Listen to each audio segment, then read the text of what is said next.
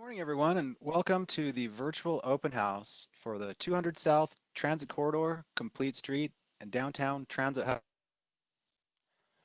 We're coming to you live on Wednesday, May 20th. But this webinar will be recorded and made available on our project website. My name is Kyle Cook. I'm an engineer in the city's transportation division. I'm joining you from my makeshift office here at Casa de Cook. But it's good to be here with you today because talking about this project, it's something that I've been thinking about quite a lot lately. Presenting with me today, I have Jody, Kimberly, and Adon. Would you guys like to take a minute to introduce yourself? Sure, thanks, Kyle. Hi, everyone. I'm Jody Pearson. I'm a transportation engineer at AECom, working with Kyle and the city and UTA on developing a plan for the corridor. Good morning, everyone. I'm Kimmy Feldbauer. I'm a transit planner with AECom and supporting Jody and Kyle on this project. I'm Adon Carrillo. I do civic engagement with the city, and yeah, we're just happy to be here. So thank you for joining us. All right, so you see the four of us here today, but we're representing a very dynamic project team with interests that include things like public utilities, engineering, public safety, local businesses, economic development, just to name a few. UTA is a key partner in this effort. They've been involved in every step of the way. We also have a long and growing list of stakeholders like the University of Utah, Utah Department of Transportation, Salt Lake County, the Downtown Alliance, so on. So this open house format, being online, it's something that's a little bit new to us, or to me at least. Bringing people together is a key aspect of the way we conduct civic engagement here in Salt Lake City. So when we had initially started thinking about how we were going to roll this project out, we had a lot of different ideas about how to get the word out. And obviously, due to the COVID-19 situation and the social distancing guidelines, we had to rethink things. And so we're relying pretty heavily right now on online tools in lieu of the in-person engagement. Despite those challenges, we're pressing forward with the understanding that we just need to adapt to the situation. So as far as what you can expect today, the format will be similar to a webinar. We're going to present information initially, and then we'll switch to a Q&A. Our primary objective today is to introduce the project and connect you with some of the tools that we've developed to help, provide basic information and to gather feedback. So our team will be monitoring the chat window there on the Facebook feed, looking for Q&A topics that we can address after the initial presentation. So we do have a limited amount of time, so if there's comments or questions that we weren't able to get to during this live event, just please keep an eye on the project website where we'll post additional information and provide some of those responses to the frequently asked questions. So again, really appreciate you taking the time to join us today. We're gonna get started. I'm just gonna transition to the slides.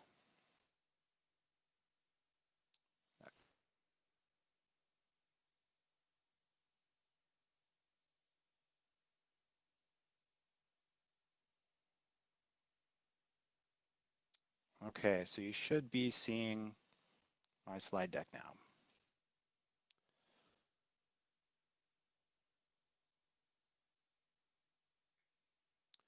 Okay, so before we jump into the project details, we just wanted to take a little time to share information about the project's history. This is not the first time that we've studied 200 South, and in fact, the current project is building on a foundation of work that's already been done by Salt Lake City and UTA through the city's Transit Master Plan and has connections to the 2018 Funding Our Future bond.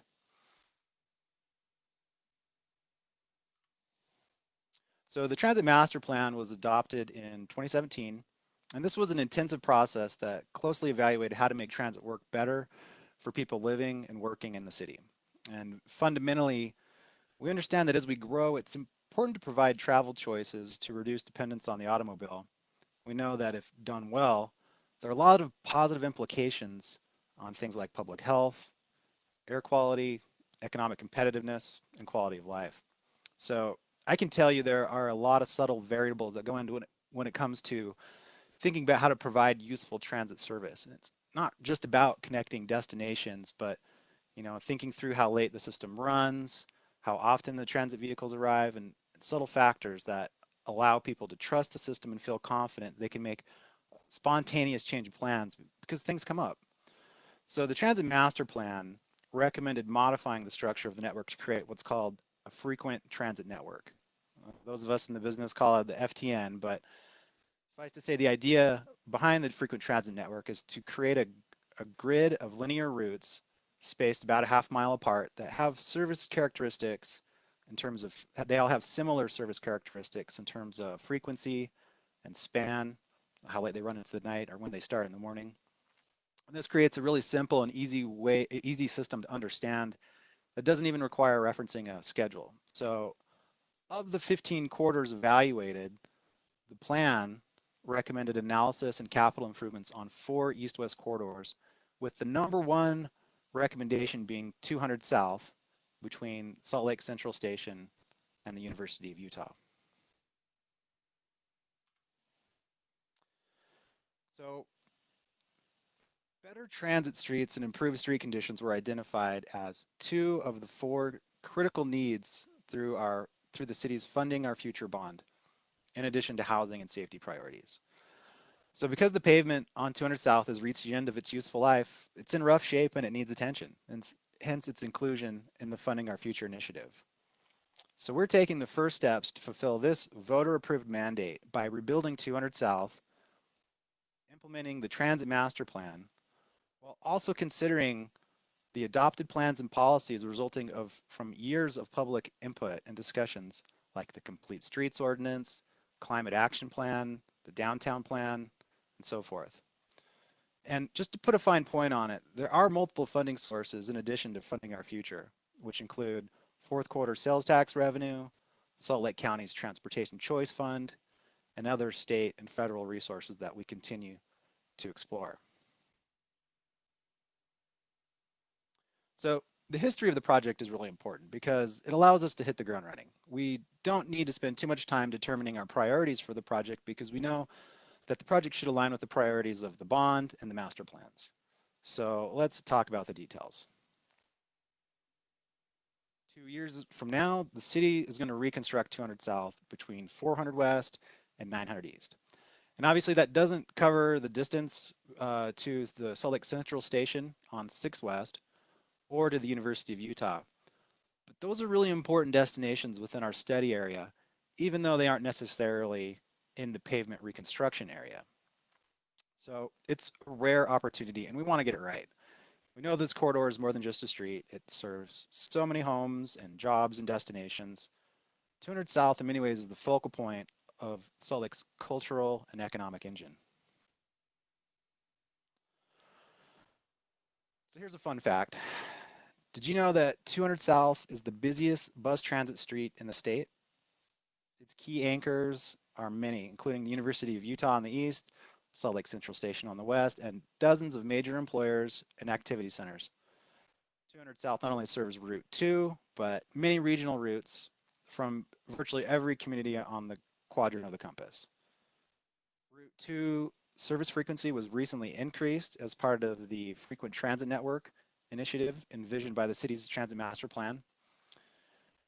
And through this project, we envision a transformation of 200 South to fundamentally offer some transit priority, which could include enhanced passenger waiting areas and boarding facilities, complete streets design, and the addition of a multimodal transit center to serve as a focal point where multiple modes of travel can seamlessly converge. So how do we develop a project that meets these key goals? Let's talk through what we're calling the project development process. So you may have seen this timeline on our postcard, fact sheets, or websites. The timeline is designed to show the entire project development process from the start and through construction. So right now we're in phase 1, which includes evaluation of issues, public engagement, and concept development. But within phase 1, there are actually 3 elements that I want to talk with you about. So as you can see in this image, we're really working in the first part of phase 1. And there are a lot of components that come together to make an awesome corridor. And not necessarily all of them are in the street. So I think about it like a toolbox of strategies. And we could have used a different analogy. We could have called it the spice cabinet or something like that. But the point is we're looking at a combination of things that come together. So in this step, we developed two toolboxes. One is focused on the transit corridor, and one is on the transit hub. So each strategy in our toolbox represents a standalone improvement we're considering. Now, each of these tools provides a standalone benefit, but it's the combination that's really important to meet the project goals. This is truly a situation where the whole is greater than the sum of the parts. And we'll dive more into the detail about the toolboxes in the next couple of slides. In step 2, that's where we start to combine the various components to form a distinct alternatives. So each alternative will be consistent with the project goals, but the reality is there isn't just one right answer. And so we have to evaluate options and weigh the trade-offs. So we're planning to share these alternatives with you for review and feedback before moving to step 3. In step 3, that's where we develop a preferred concept that moves into final design. Now, this could be very similar to one of the preliminary concepts put forward in step 2, or more likely it'll be some combination of elements of each of the alternatives. Again, we will share these preferred concepts with you for feedback later in the calendar year. So today our focus is on phase 1, and I'm going to ask Kimberly to talk a little bit more about our toolbox of strategies.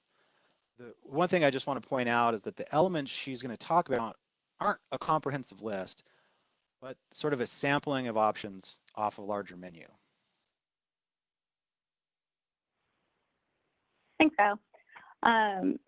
As Kyle mentioned, when we started thinking about how to dive into 200 South and make it an iconic corridor, we wanted to think about all the different elements that come to play. And so this came to us as we built this transit corridor toolbox and a transit hub toolbox. So the purpose of these toolboxes is to provide an extensive list, but it's not comprehensive, of potential operating and implementation elements that contribute to meeting the overall project goals.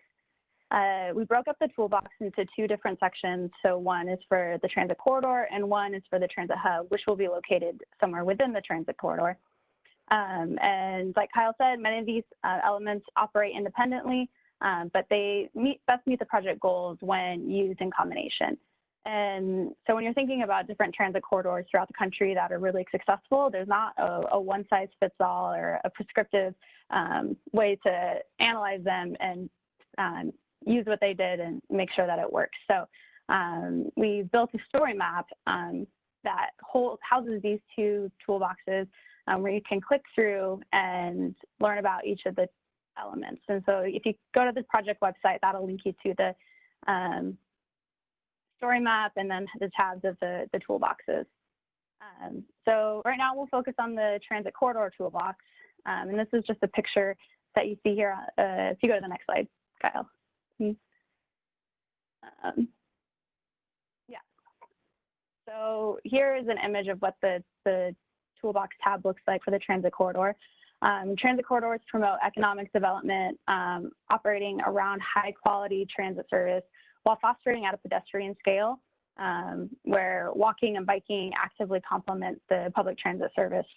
As major generators of pedestrian traffic, heavy surface transit routes should be prioritized for pedestrian safety improvements in both the immediate surrounding area and major access routes within the transit access shed. Transit corridor retrofits can be made to accommodate land use changes and maximize potential economic growth through physical transformation. So when you're on the project website and you're into the story map and you scroll down, you'll start to see some different tool highlights. So on the next slide, we'll highlight a couple of different tools that are in the transit corridor toolbox. It would take more than the presentation allowed to go through everyone. So I thought we'd just highlight a couple to give you an idea of some of the different elements that we're looking at and implementing on 200 South. So this first one is a floating bus stop. A floating bus stop consists of a bus boarding area dedicated to waiting and boarding area for passengers. It's oftentimes separated from the sidewalk and there's a bike lane between the sidewalk and the floating bus lane so that it does not impede cyclists. And then another benefit is that it keeps the bus or the transit vehicle in the travel lane, so they're not pulling in and out and having to wait for traffic to get back in. So it improves travel time, improves safety, and it's something that is used throughout the country in many transit corridors successfully. On the next slide, we have dedicated transit lane. So these can operate as always a dedicated transit lane, so that it's never mixed use traffic, or oftentimes we see them as peak only. So in those peak travel times, you know, morning and evening rush hours, where the lanes are only for transit vehicles. And typically, you know, it can be as simple as red paint, or, you know, there's, if it's an all of the time dedicated transit lane, then sometimes there is a cement buffer. So like I said, a peak only bus lane can operate as dedicated lane in peak travel times, and then also could be used for mixed traffic at other times. It improves a boost to transit capacity at these critical times, and it substantially improves reliability and transit travel times on streets where congestion peak often causes transit delays. And then the third transit tool that we want to talk to you today about is a creative crosswalk. And so these are opportunities to raise awareness to pedestrian safety while also designating character of a neighborhood. So oftentimes you'll find them like marking the entrance or a gateway to a certain neighborhood or district. Creative crosswalks use colors, textures, and patterns to enliven city streets as engaging and safe places for people. They are designed to reflect the special character of a neighborhood, and also can create local identity and pride. Creative crosswalks highlight marked pedestrian crossings. In addition to being fun, the most important thing is that they raise awareness to pedestrian safety. So in a successful transit corridor, you know, people are using transit and they're getting there by multiple modes. And so highlighting these pedestrian scales is really important.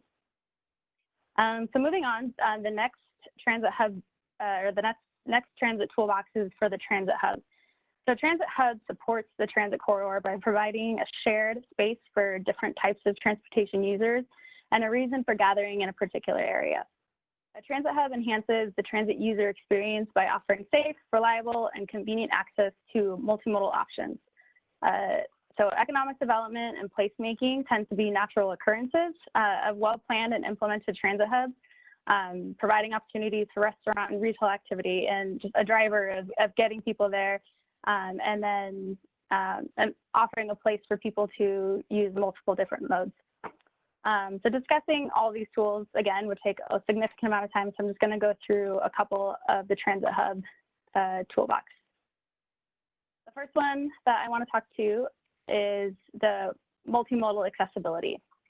So one of the important things about having a successful transit hub is integrating multiple modes of transportation into the existing roadway. So including amenities for biking, scooting, walking, transit users, existing transit users, and then driving, and TNCs, or rideshare access. Multimodal accessibility opportunities can include universal design elements, which seek to make a transit hub more inclusive and usable for individuals of all ages and abilities. This can be translated during transit hub design through a variety of elements, such as additional benefits, benches for resting, visual and audible design elements, and spacing to accommodate wheelchair movement. All right, and the next one.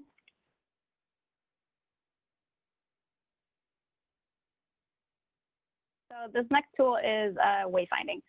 So you can design the most beautiful transit hub, but if you show up and you have no idea where you are, how to get to the transfer that you're trying to make, or trying to get to the area where there's restaurants or retail, then what's the point? So one of the critical elements of a successful transit corridor and transit hub is having really good wayfinding. So wayfinding signage provides information that users need to navigate physical space. And then the signage is unique to the specific corridor. So it effectively directs people to where they want to go, gives the users confidence in navigating the space, and also increasing their sense of safety and security for users. So it's likely to bring people back, likely to get people to use transit that otherwise may not have. And then clear branding and route identification is a critical component to having successful transit ridership, as well as using the space efficiently. And the last tool that I'm going to talk to you about a transit hub is placemaking and landscaping. So placemaking seeks to create a space for anyone to enjoy for various purposes. Rather than a non-functional space with beautiful design elements, landscaping is one of the most important components of placemaking because it greatly influences the comfort and use of the space. So for those hot summer days when people are waiting for a transfer, they have a little time, finding some shade to sit and read a book or do some work or play with their kids is really important than standing out in the hot sun, or at the adverse, if it's super cold, making sure that there's shelter to protect you from the elements.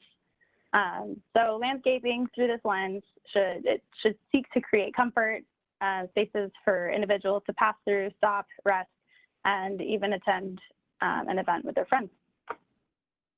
So like I said, all of these tools and more are located on the story map, which is linked to the project website, where you can click through and learn more in depth about all these different elements that we are seeking to use in the transit corridor and transit hub.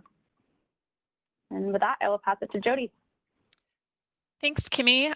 So now that you've learned a little bit of all the tools that are out there that we could consider in the corridor and the transit hub, I want to walk you through how we will use those tools and determine how we're going to combine them together into concepts that we can assemble for roadway and the hub to meet the goals. And so in our process, we have a few different ways that we are getting the data that we would need to use to analyze and put together these concepts. So if you go to the next slide, Kyle, the step 2 is understanding all those options and then putting them together into concepts. And so one of the things that we're currently doing is using the existing information that we've gathered on the corridor to give us an idea on what the conditions are like for physical conditions like lane widths, bike lane widths, sidewalks, as well as operational conditions, how signals are operating, how traffic is operating along the corridor, as well as the buses themselves, where they might be finding signal issues, difficult maneuvers, getting in and out of traffic. And so we're gathering a bunch of that existing conditions data through our research, as well as engaging a couple different groups, as well as the public. So there's a core team composed of UTA and city representatives that give us a lot of good input on what they know of the corridor, as well as connecting roads and everything, as well as a stakeholder and technical advisory committee that's composed of businesses along the corridor, community council representatives, different departments within the city, and businesses, and they're giving us information on how they use the corridor and things that they know specifically to operations or maintenance conditions, maintenance issues. And then the businesses are giving us information on freight loading. And so we're gathering all of that data from our interactions with those groups. And then we want to get feedback from the public as well, which we'll talk about in a couple slides on how you can provide that input. But we're using all of that data to help us determine where there's issues and opportunities along the corridor to be able to assemble these tools into concepts that can help meet the goals based on that knowledge that we find. Additionally, with the Transit Hub site, we're starting to put together a programming wish list with UTA and the city on what elements they are interested in including in a transit hub. Things like, how many bus bays would it need? Would it need parking for drop-off areas, bike lockers, things like that. So we're working kind of on these two different elements of the study, the corridor and the transit hub site together to get us to that next step of developing concepts. And so then once we have these concepts, how do we pick one? And so as Kyle mentioned, there'll be opportunities for more feedback and input from the public and from our stakeholder groups. So if you go to the next slide, Kyle, we can talk a little bit about how we might measure the concepts against each other. And so basically, the concepts that we assemble will all have ways that they can meet the goals of the project, and we can put together criteria on how those concepts might meet the goals differently, and we'll measure them with their effectiveness. For example, for transit signal priority, there's different ways you can achieve it through dedicated transit lanes, through the floating bus islands, through just signal modifications that can give transit priority at the signals only. And so there's different ways that all of these different tools can achieve our goals. And so we'll develop evaluation criteria that we can measure the effectiveness of these concepts towards meeting the goals. So that is our plan, as well as then also for the corridor, but developing concepts for the hub that can meet the site programming needs of UTA and the city as well. As I mentioned, one of our critical ways that we want to get information is from the public. And so we've set up multiple ways for the public to provide input. So we have our the city's My Street webpage, which is that first page when Kimmy was showing you how the toolboxes are in those story map tabs. That can be accessed from that My Streets page. There also is a comment line set up. That's the 855 SLC 200S or 855-752-2007. That comment line will be answered, and you can speak to a representative. That representative might not necessarily know all the answers to your questions, but can put you in touch with the person who could answer your questions. As well as we have established a project email, which is 200south@slcgov.com. That email, you can send an email if you want to be added to our comment or contact list, as well as ask questions and provide comments. And those comments will be documented in our comment log so that we can take those things that you're commenting about into consideration as we move forward into those concepts. So those are 3 different ways that you can get in touch with us. Back to the My Streets page, if you go to the next slide, there are links to 2 different input formats that we have for you. So there is this button that the green arrow, horizontal arrow is pointing to for a survey. And so we've set up a survey that's open. I think right now it says June 18th, but we're considering keeping it open maybe through the end of June. And in that survey, we're asking you to provide information on how you use the corridor now, how you might want to use it in the future, and then some information on just demographics about you. So we'll use that information. And I've already looked at some of the responses, and we're getting great input and ideas and suggestions from the public. So we really will use that survey information to help us develop those concepts based around, what some of the biggest issues people are seeing out there on the corridor.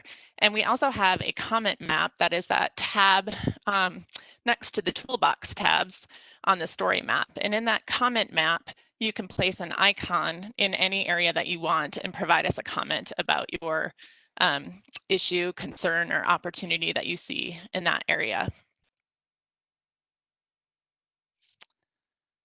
Next slide, I think, just shows what the survey looks like, so you'll know if you're on the right page, as well as over on the right, what the comment map looks like. So you just grab that little orange icon, place it where on the corridor you have a comment, and then I think it asks you if it's about the corridor or the hub, and then you can have an open field to provide us your comment.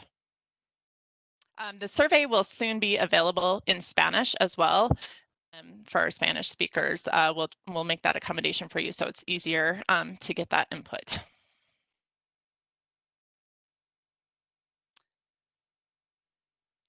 That's the end of our presentation today. We have time for questions and answers, and I see that we've gotten quite a few already from Facebook. Okay, so I'm going to stop sharing the slide deck and we can just kind of transition to this Q&A portion here. So let's see. This is a good one. One of the first questions we came in was from Facebook. This is from Benjamin. So his question was, why is this stopping at 4th West?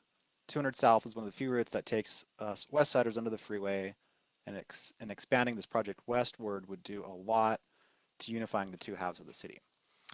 And I think that's a great point. We definitely see 200 South as, one of the few through streets that isn't interrupted by some breakup of the corridor. And so we're definitely thinking about that. The limits of the pavement reconstruction are from 4th West to 9th East, and that's intentional to deal with the pavement condition there, where it's really the worst.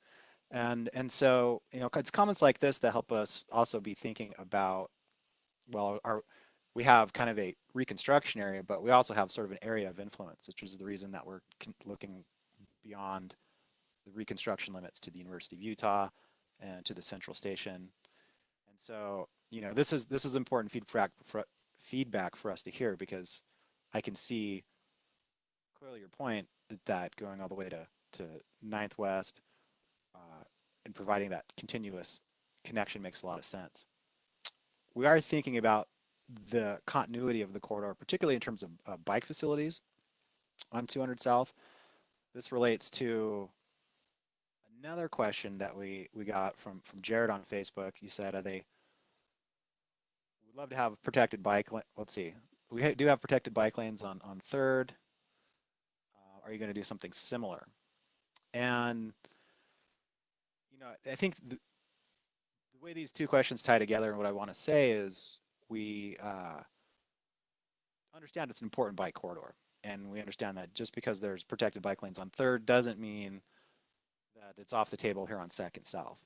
We're trying to create, alleviate some of the safety issues with the buses on 2nd South weaving in and out of the bike lane. And so we're going to be looking at strategies, that definitely will mitigate that conflict and provide as safe a facility as we can. So we're not sure if it's separated, what that's going to look like. We're not really there yet, but we understand that it's an important bike corridor. B, it's an important connection to the west side, and so those are definitely front of mind.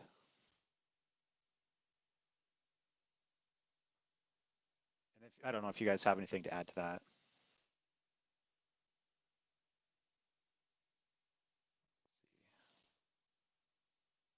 Okay.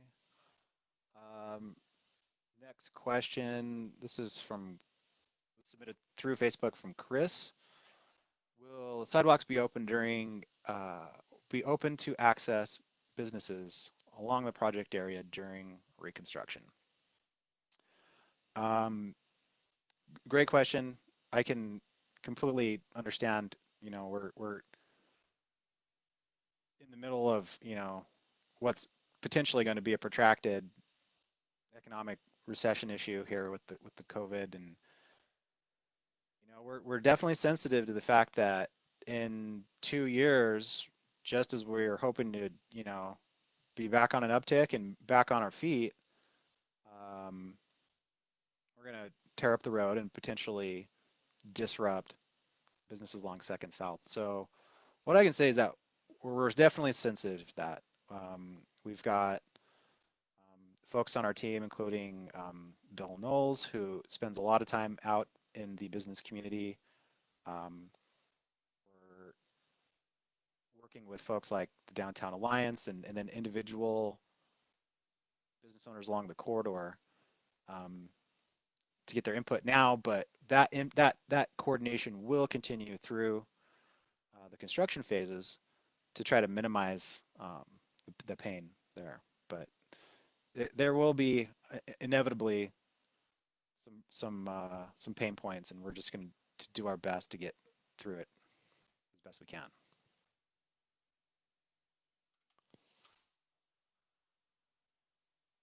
Let's see, we've got another question here. This is from Derek on Facebook. Let's see, let me read this real quick. We would also propose to lead interval for pedestrians at all crossings in the city. Recent changes due to the COVID have extended crossing times, but they're still too brief for someone physically fit.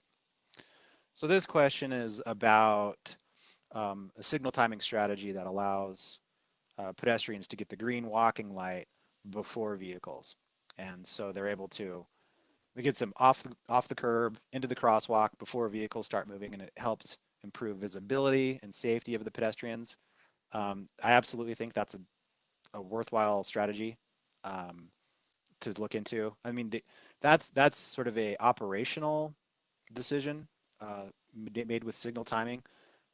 The other things that we'll be looking at from a physical infrastructure perspective to help with pedestrian crossings is crosswalk visibility, also things like curb extensions or bulb outs that reduce reduce the distance that pedestrians are crossing, and also some of the crosswalk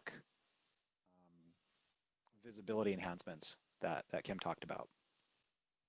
I think we have another tool in Toolbox also, Kyle, about the pedestrian refuge medians. That would be another consideration, just to kind of reduce that distance that someone's having to cross at one time potentially. Right. So you can cross in two phases, right? You can sort of look one way across, get to the middle, and then finish your crossing. Let's see. We've got a question from Everett on Facebook. This is related to it says this is the wayfinding, I think. Will the signs include accessibility for blind and low vision travelers? I think this one's talking more to ADA accessibility Okay. rather than wayfinding. I mean, including in wayfinding. Right. They're related, right? Yeah. And the answer, I would just automatically assume that any changes that we're making are going to be ADA compliant. That includes pedestrian ramps and the tactile dome surfaces that provide guidance. There are some really interesting best practices that we're learning from other places about providing, multiple forms of guidance for visually impaired uh, travelers. One of our other Funding Our Future projects on 300 West had an interesting workshop where they actually went out in the field and walked the corridor with representatives of that demographic, and I think the designers were able to learn a lot in terms of best practices and sort of where there are specific issues. So that is absolutely something that we want to account for, design for, accommodate.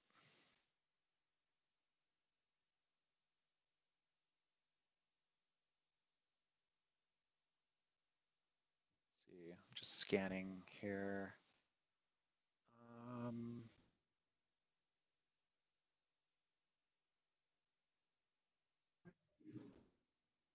One of the questions was during construction of the sidewalks, will the sidewalks be open during for businesses to still be accessed during construction?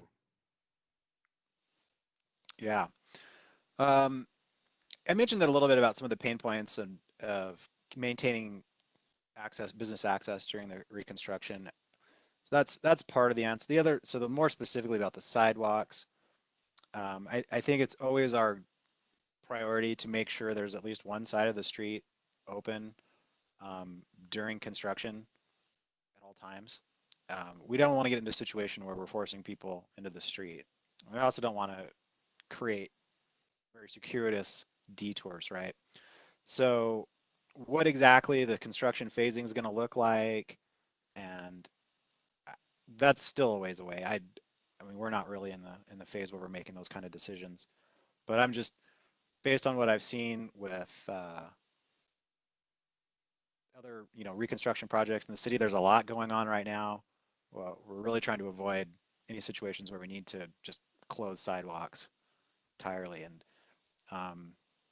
but part of the issue that we're sensitive to is we're densifying an urban environment, and so there's just not a lot of room for construction staging, and so sometimes that has to happen either in a travel lane in the street in the right of way, and then in which case it occupies the sidewalk space too. So yeah, it's a construction logistics issue, but we'll definitely, as a city, I think our policy is always to do the best we can on that issue. Let's see, we've got a question here. So isn't the fourth south already a transit corridor, and why do we need another one for 200 south? Okay, I think that's a good question. I think I've heard that one, something like that before. I mean, the reality is that Fourth Tracks is on Fourth South, right? And there's buses that run on there too. It's a really busy corridor. Having my experience in riding the tracks route, it draws a lot of ridership from throughout the whole county up to the U. A lot of students ride that. A lot of them, employees up at the university ride that. And so, in a lot of ways, while the rail is useful to city travelers, it's bringing in a lot of folks from the whole county and the region, and a lot of times it's at capacity. So, going back to the frequent transit network, what we're trying to do is identify corridors where we have, consistent, frequent bus service and spaced out. And Fourth South isn't a frequent transit network corridor. Corridors like 21st South, like 9th South, and 2nd South are these FTN corridors. And lots of really smart people have already had conversations about like why it makes sense to really invest high frequency transit on 2nd South. And part of it has to do with the anchors on either end. Part of it has to do with the fact that it passes through our core commercial district in a different way than Trax does. And so it provides, in some ways, a different type of service than the transit that's on Fourth South. And so, what we know is that when we're thinking about mobility choices, it's not a one size fits all kind of solution. And so we're trying to provide more than just one transit corridor, like, for example, Fourth South.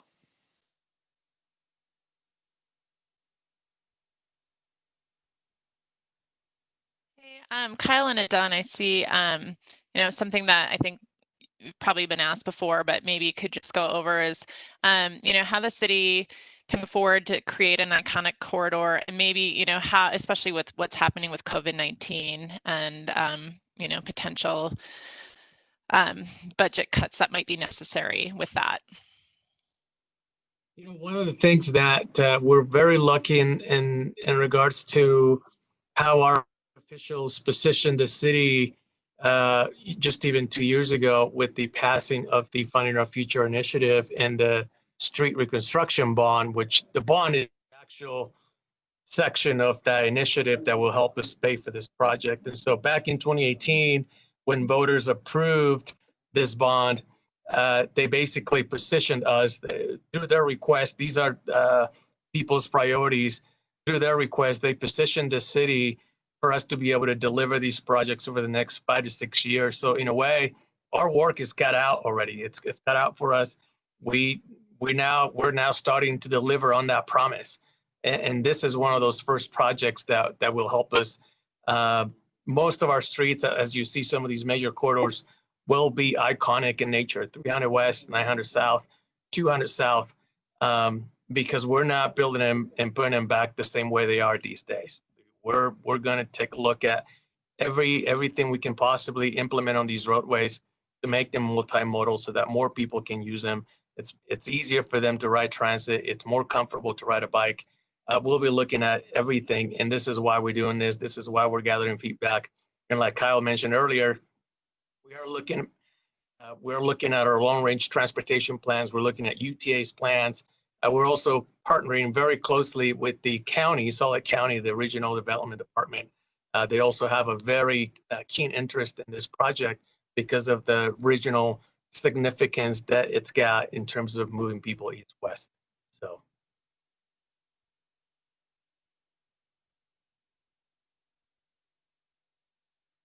Hey, Kyle, one of the questions that came in, what is our plan to preserve and protect the existing historic landscape and frontages of this of some of these properties that you see on along 200 South? What measures are we taking to help preserve the historic look and feel of the corridor? Well, I would say I don't really see those as being significantly impacted.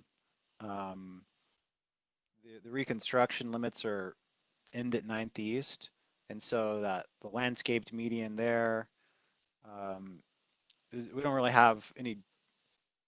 I mean, I haven't heard any conversations about, oh, we need to modify that. So, right now I think we're operating under the impression that that stays as is. A lot of, I think the things that we would focus on improving in that area. I mean, some of the bus stops have already been improved in recent years. There's a lot of nice bus stops along Second South, and so we would take a look at, are those adequate? Do they need any enhancements? Right now they don't have any bus arrival information, and there's probably some amenities for us to consider, but I don't see a lot of impacts through that section,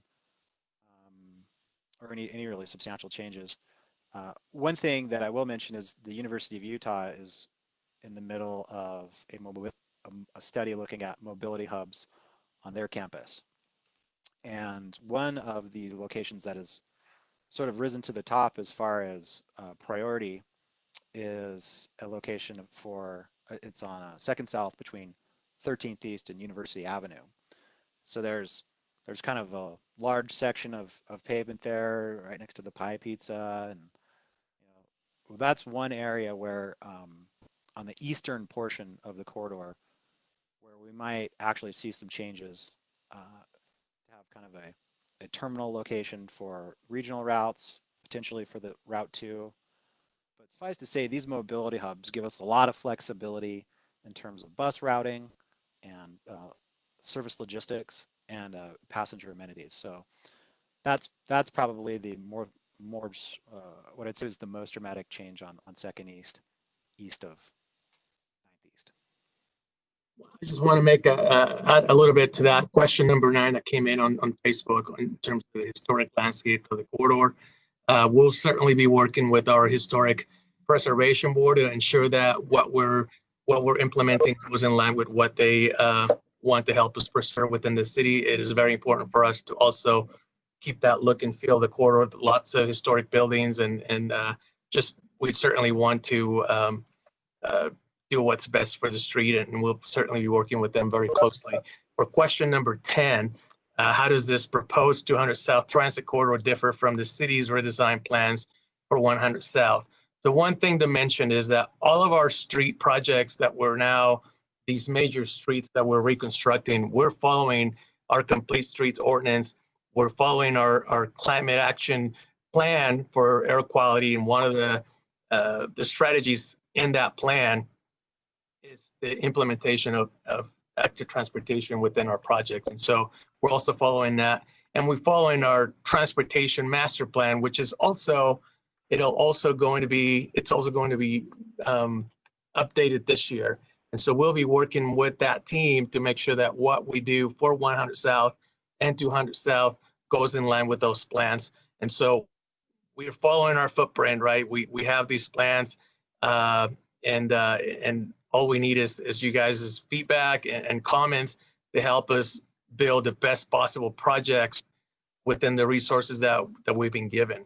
But yes, that's a great question. We'll certainly, one of the questions that came in as well is for having potentially another set of protected bike lanes on 200 South, even though we already have some on 300 or on 300 South. You know, should we have protected bike lanes on 200 South? Well, that's something we'll consider as well. Our goal would be to have a series of interconnected bike lanes that act as a network downtown. There's no such a thing as having too many protected bike lanes, right? So if it's feasible, if it works within the context of the corridor, we'll certainly take a look at considering adding those on 200 South or even 100 South for that matter. So great questions. Thank you.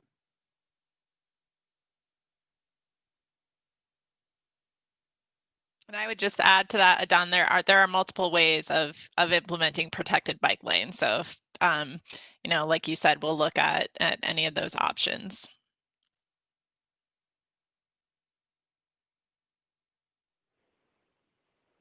I also see here a question in here. Oh. Okay, there's a question in here asking if I'll say about dedicated bus lanes making it more difficult or unsafe for people leaving parking garages or turning onto the corridor.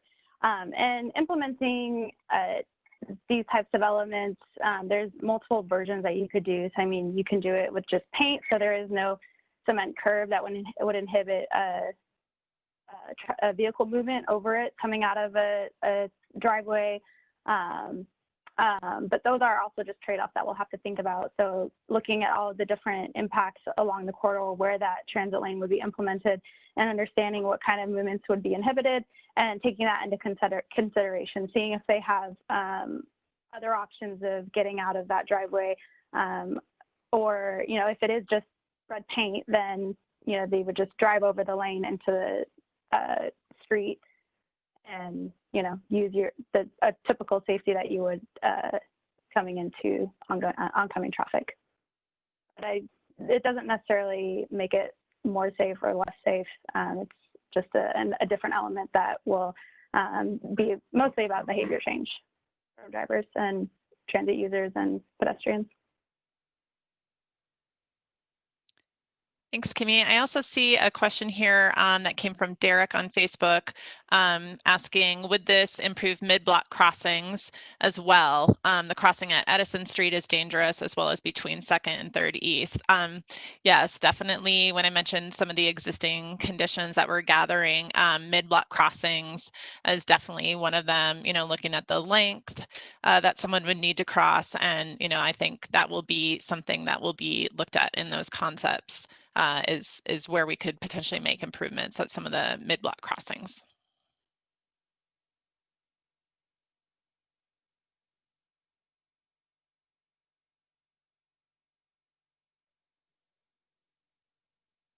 I was just answering a question on Facebook, a little bit of just the touch base on, we're not necessarily increasing the speed of these buses going east-west along the corridor. We're simply trying to prioritize you know, people traveling on buses so that these buses are not being stuck behind cars, behind traffic, which is sort of deters you know, the inclination people may have for taking the bus. We're trying to prioritize bus travel, make it easier for people to get to their destinations, and at the same time reduce the amount of transfers that are currently required to, for example, reach the University of Utah. And so we're just trying to make it easier, more convenient for people to ride the bus versus them considering, you know, hopping on a car and driving where they need to go. So certainly it may seem like the bus is going faster, but they'll just continue to be going to you know, under the speed limit. They'll just be uninterrupted.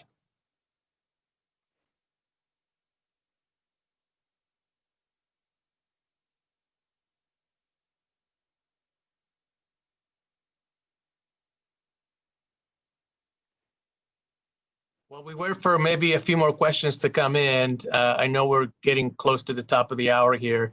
Kyle, I wanted to just one more time, for some of those that might have missed it in the beginning, I talked a little bit about how UTA is obviously very interested in helping us out with this project, becoming a partner with us, but also county officials from the Department of Regional Development. Can you talk a little bit about why this project is such an important street for us in terms of regional mobility?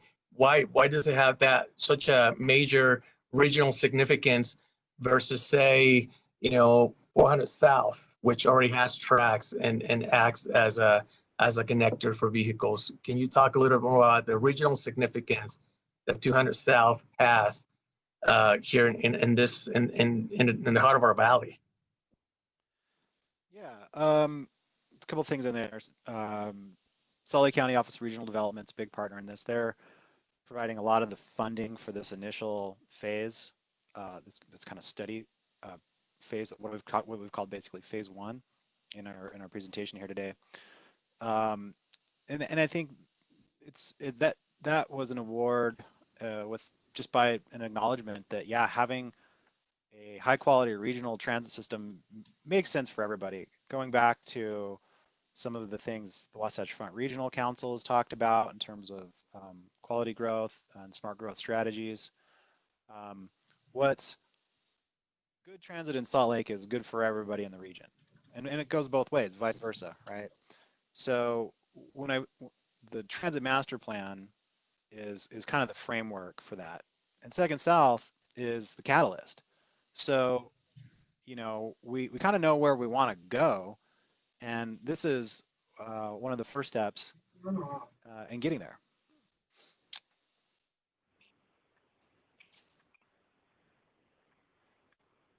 I forgot your other part of your question.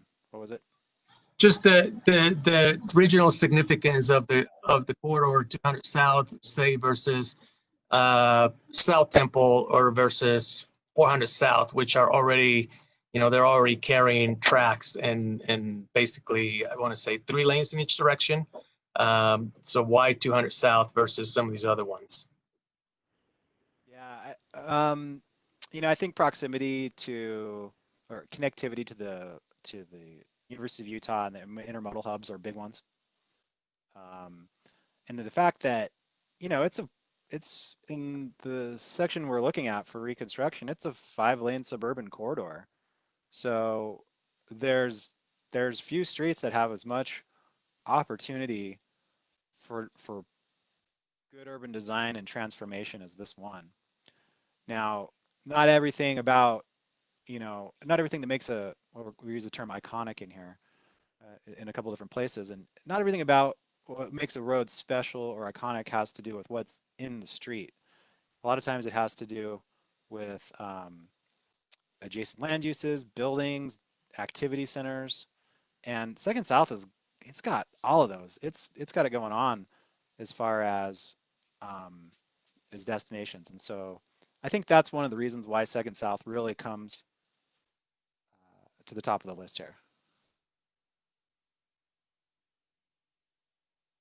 So just to wrap it up, we'll address question 14. How do comments and surveys assist with the process? So one more thing, just as a reminder, one of the things we're considering, and it plays a big role into what we do, is this outreach portion of the project and the comments the ideas that you'll share with us. But we're also taking a look at our long-range transportation plans. We're looking at UTA's transit plan. We're working with the county to see what their plans for the region are. We're following our air quality goals, which were adopted by our elected officials, the city council. They're some of the most aggressive air quality goals in the country right now. We'll have that document available on our website. We came up with those documents, those goals after survey after survey. One of the top 2 things that seems to be a huge priority for Salt Lake City residents is air quality. And so therefore we came up with this plan, and we're going to be following it on all the projects that we're now starting to do through this reconstruction bond for streets. And so feedback, it's one of the components of it. So if you take a look at it, it's more of a 5-legged stool, if you will. So your feedback is important. We'll follow our transportation plans, the air quality goals, will follow our complete streets ordinance and will follow UTA's transit plan and the county's regional plans for this area. So there's and our technical analysis, which is what we're going to be taking a look at, crash data, traffic numbers, different models going into the future in terms of what we expect for mobility needs will be in the area. So there's a lot to look at, but outreach, this feedback that we're getting from you guys, is crucial for us to make the decisions that will help us build the best possible project. So.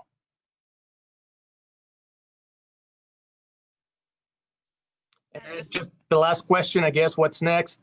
Visit our project website. Our hotline is still available. I'm going to post them right here on the little box so that you guys know what it is.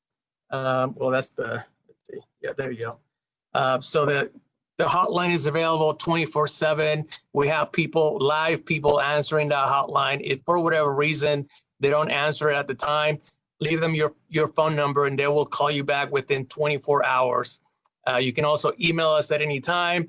We'll be happy to chat with you over the phone or perhaps set up some kind of call like this so that we can maybe talk to you guys one-on-one as time allows. But we're very interested in gathering your comments. Now is the time to get involved.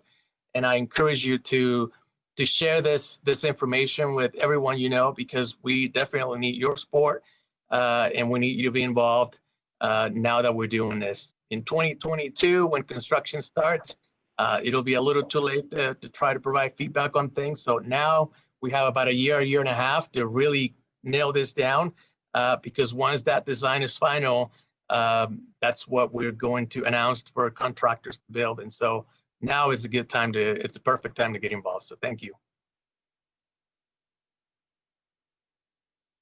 Kyle? Okay, well, I think that wraps us up. I appreciate our presenters today, and I appreciate everybody who took the time to come online and join us for this Q&A. We'll post this recording to our project website, and more content will be added to that over time. So thank you. Everyone. Thank you.